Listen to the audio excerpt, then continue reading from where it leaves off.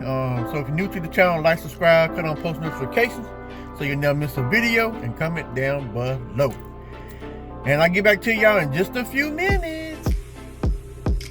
Renee Brown, who is not only principal of Albert Harris Elementary School, but she's also the great-granddaughter of Reverend William F. Jeter, who was very, very instrumental in as to why we're gathering here today. Ms. Brown. First of all, I'd like to thank the good Lord for allowing us to see this beautiful, awesome day. My great-grandfather, some people papas, and some people great-great-grandfathers and fathers are honored today. Again, I would like to thank Sister Alma Jean Draper for allowing me this opportunity to represent our family. Amongst the midst of you all, we have a lot. See all the beautiful descendants of the Reverend William Fronell Jeter. It is often said that a great leader possesses a clear vision, is courageous, have integrity, honesty, humility, and have a vocal point in life. Great leaders inspire others to reach their goals and aspirations. Great leaders are not afraid to share the credit of their very own successes. Great leaders take pride in the accomplishments of those that they have helped along the way. The greatest leaders are those who are servants and not those who want to be served. Reverend William Fronell Jeter embodied all of these qualities that serve as an asset that can be seen through the lives of all of those who crossed his path. Reverend W.F. Jeter, as he was called sometimes, was influential, powerful, persuasive, civic-minded, and a spiritual man of leadership and an inspiration throughout the community. Being a man of faith, he taught everyone to trust in God. He played an instrumental role in establishing several churches in the area while faithfully pastoring the First Baptist Church, East Martinsville. It was the church on the hill. Even though that church is no longer there, progress has been made, so we have a new church on the hill. But again, Reverend Jeter was instrumental in having the First Baptist Church being established. Even in the 1920s, Reverend Jeter was a visionary, realizing that education would be the great equalizer. Even Nelson Mandela stated, education is the most powerful weapon which you can use to change the world.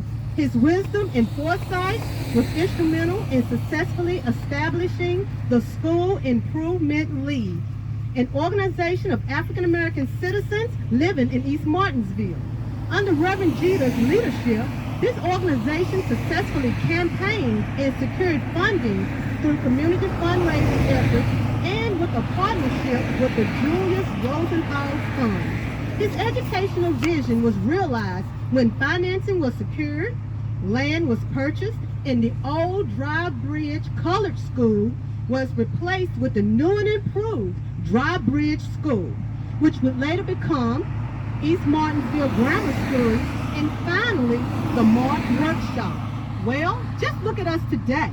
Many generations in East Martinsville, which consisted of these locations: Standpipe, P Ridge, the road, or the old Danville Road, and none other than the very own Cherrytown, has benefited from Reverend Jeter's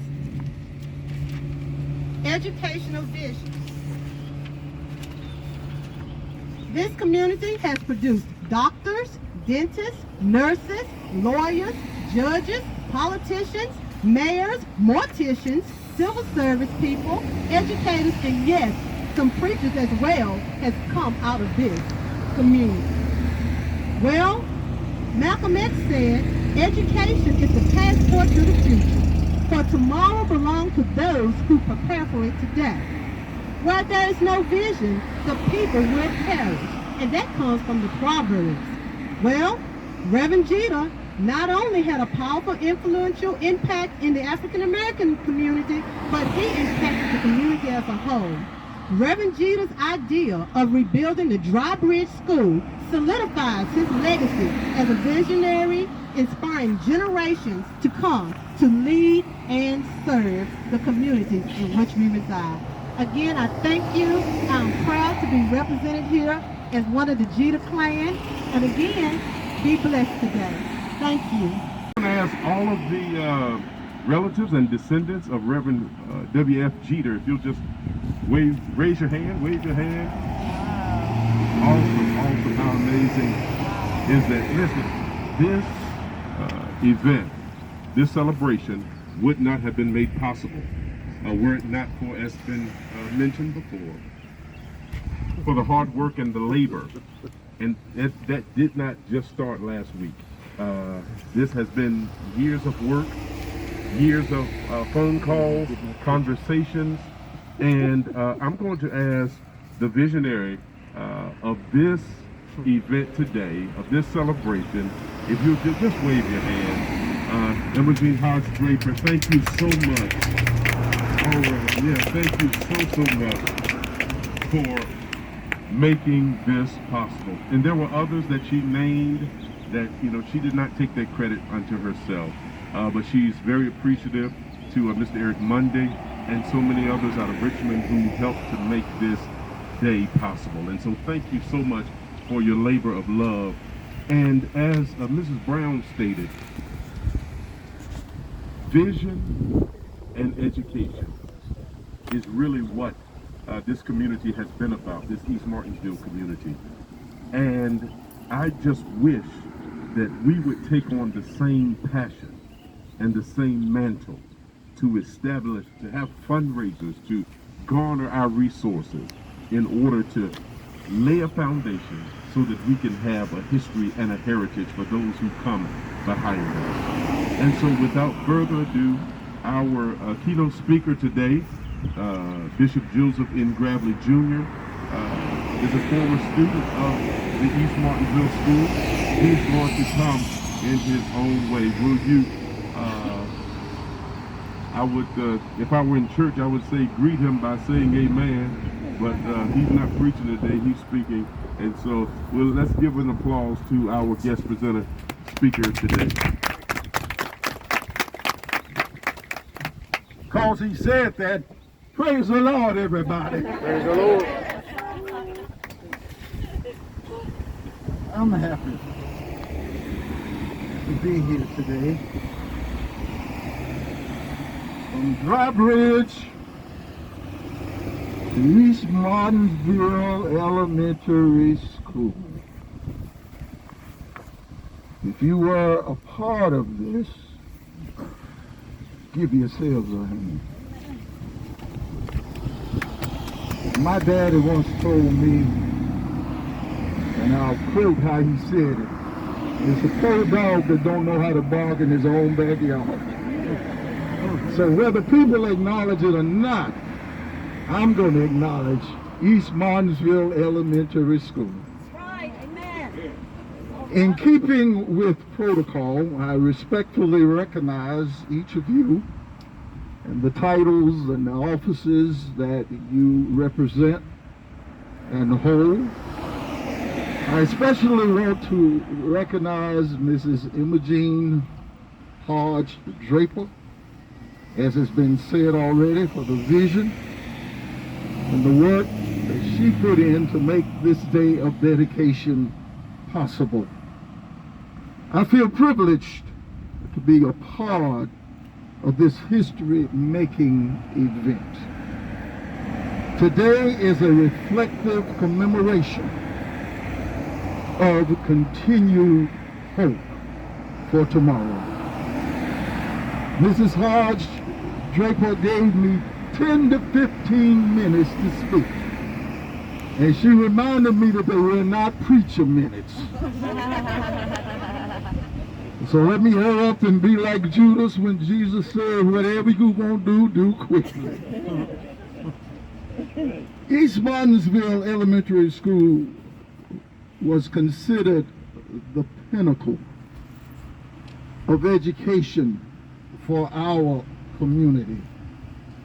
It was considered a beacon of education for our black community and our pre-high school children. Today is a time for remembering sacrifice and progressive changes that were made so that we could have a chance at a better future.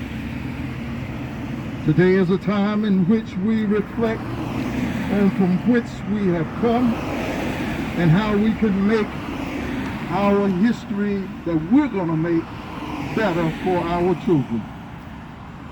Today is a time for us to continue our work. I'm sure, as was mentioned by Reverend Reuben, I'm sure there were other teachers, but I particularly remember Mrs. Gilmer, Mrs. Starling, Mrs. Dupee, Miss Dupee at the time, Mrs. Maisie Mitchell, who taught us that even though you may be handicapped, it is no reason for you to not move forward. As you remember, Ms. Mitchell only had one arm, but she taught us effectively with the arm that God had blessed her to retain. And then there was Miss Sally Patterson, who had the courage to take her 6th grade class to Washington, D.C. I was in that class and we ran like we were crazy. She took us to see the White House. She took us to see the monuments. She took us to see the Smithsonian Institute so that we would understand the foundation on which this United States was founded. She took us there so that we would understand that one day we could be a part of the history making of the continual growth of this country. Today I'm proud to be able to say that I am a citizen of the United States. Then who could forget the Reverend R.T. Anderson? Not only was he a teacher, but a principal and a disciplinarian. No, he didn't get my hind parts with the paddle. I came close, but no cigar. We respected Reverend R.T. for who he was. He didn't have to say anything. He'd just show up. We'd be in the bathroom cutting up and he'd walk in. Reverend R.T.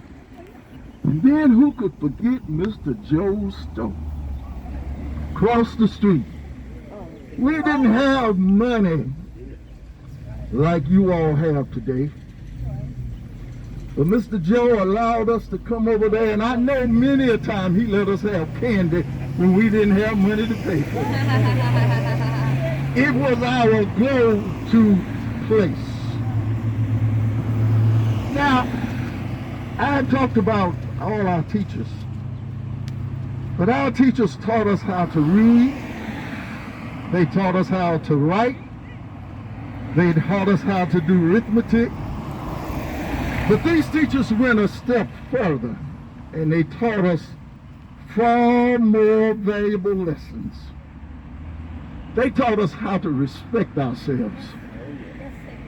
Not only ourselves, but they taught us how to respect other people. You didn't hear of us going around vandalizing property just because it was the cool thing to do. We had a respect for each other and a respect for the hard work that our parents and our forefathers had put in. They taught us that respect. And not only did they teach us that, but they taught us the meaning of determination, not to give up in spite of. They taught us a sense of pride. They instilled it in us. And you know, today I think that the biggest problem that I see in our young people and our citizens is that we've forgotten how to instill pride into who we are today. It doesn't matter to me whether you're black, red, white, yellow, blue, whoever you are. We are all a part of this great planet that God placed here for us to enjoy. But unfortunately, somehow or another, we have gotten off track. We have stopped loving each other. We've stopped caring for each other. Our old people still need us, and we still walk by like they do not exist. Our children still need our guidance of the old people, but we have neglected giving them that guidance. I'm here to say today that For everybody that's listening, and I hope it goes out on the radio and the television waves, that we need to stop and change. We do a lot of complaining about the way things are, but very few of us are stepping forward to make that change. So because of our teachers, it takes a village attitude. We believed in ourselves. We believed that one day we would be greater than who we were back then. They built the framework in us that allowed us to be successful as adults. They believed in educating us to survive in a world of segregation. See, right across the street used to be Rumley's. And at that time, black people were not allowed to go inside. But our teachers taught us, even though you don't have the privilege of going inside, use whatever resource you have. They would send us from the school to Rumley's, and we would have to go outside to the back window to get their hamburgers and their hot dogs. What they taught us was this: don't put so much emphasis on what it is right now. Tolerate it. When you grow up, change it. Now we have the privilege to go inside and eat with everybody else. Here we are. Thanks to our parents and our wonderful teachers who invested in our early developmental years.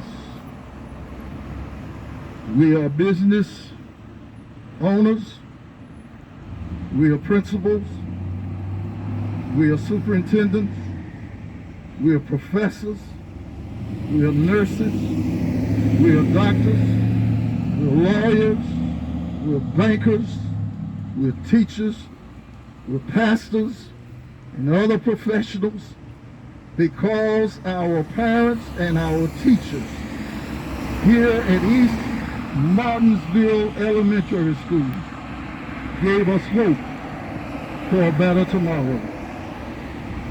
We have an obligation today to pass on to our children and our grandchildren our heritage.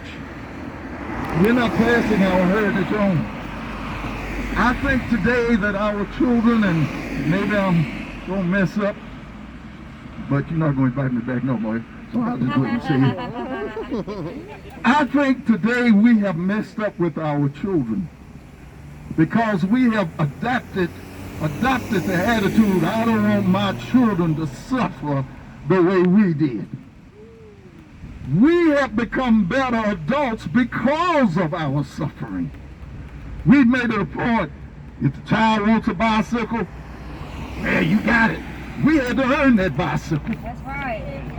We've made it a point now to want to be our children's best friends.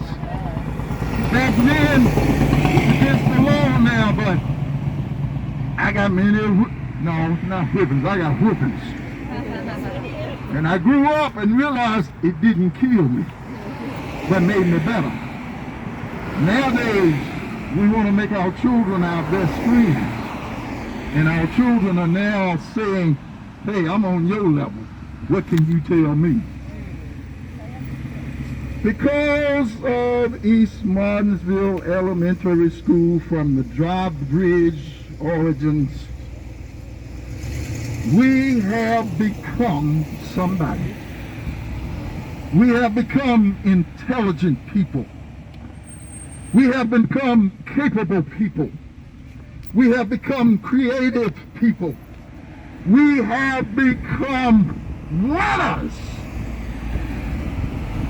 Because of East Martinsville Elementary School, we have been made to make a difference. Now our teachers have gone on to meet the Lord. But today, I can honestly say, they still live in us. They're students. Everything that they instilled is alive and well in Joe Nathan Grabley Jr. They taught me this.